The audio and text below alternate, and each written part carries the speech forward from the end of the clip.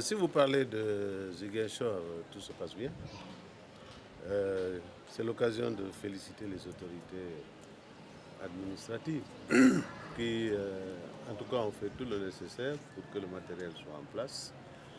Les élections ont démarré dès 8 heures. Il y a déjà une affluence ici dans ce bureau de Santhiaba où j'ai l'habitude de voter. Je crois que d'une manière générale, à Ziguinchor, excusez-moi, j'ai la voix enrouée, à Ziguinchor, les choses se passent bien. Mais on ne peut pas dire la même chose du Boulouf, où depuis hier, les élections sont troublées. On vient de m'appeler pour dire que dans beaucoup de villages, le vote n'a pas encore démarré parce que le matériel électoral n'est pas en place. Il y a des échauffourées entre l'armée et le MFDC.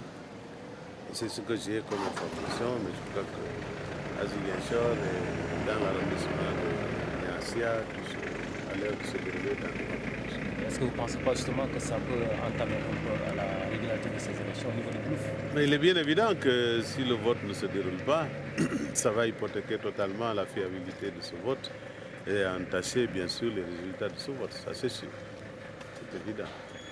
Est-ce qu'au niveau de la commune, vous n'avez pas constaté de irrégularité par rapport Avant les élections, nous avons bien sûr constaté des irrégularités. La plus grosse, c'est que nous avons vu les bulletins du candidat Abdoulaye Wade entre les mains des lecteurs. Je ne parle pas des spécimens de bulletins de vote, des bulletins réels de vote. Nous l'avons vu dans l'arrondissement de Niaguis, nous l'avons vu à Ziguinchor, c'est quand même déplorable.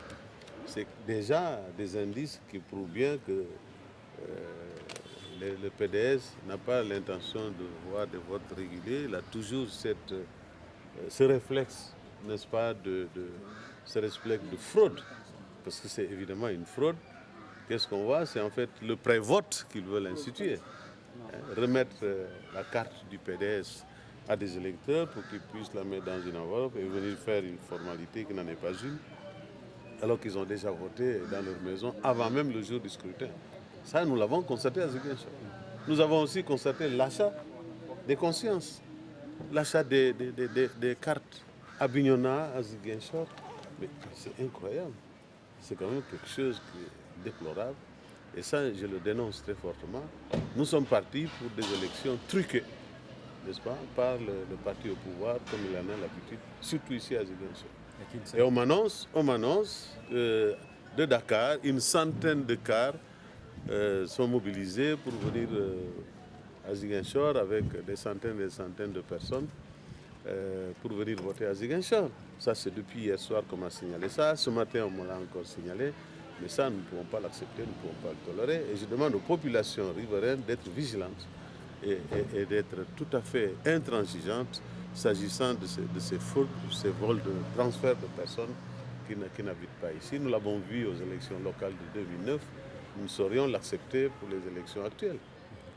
Voilà. Merci beaucoup, monsieur le